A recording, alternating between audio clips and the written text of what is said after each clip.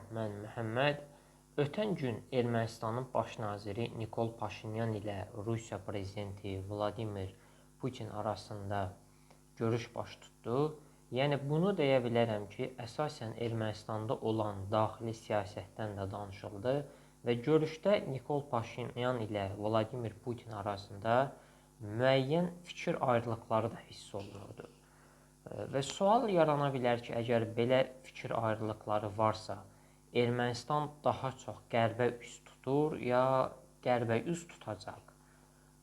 Demək istəyirəm ki, tarixən Ermənistan Rusiya ilə daha çox yaxın olub. Yəni fikrimcə qərbə müəyyən yaxınlaşma hiss olunsa da, ölkə hələ də Rusiya ilə əlaqələrini qoruyur. Yəni fikrimcə görüşlərdə tərəflər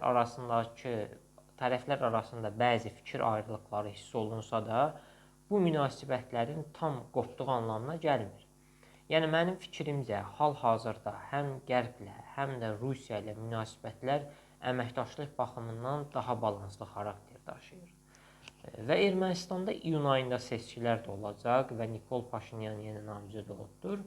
Sual budur ki, Nikol Paşinyan yenə baş nazir olacaq və fikrimcə Nikol Paşinyan yenə də baş nazir olacaq. Fikrimcə Paşinyanın Ermənistanda reytinqi, yəni nüfuzu daha yüksəkdir və qalib gəlmək ehtimalı daha yüksəkdir. Çox sağ olun.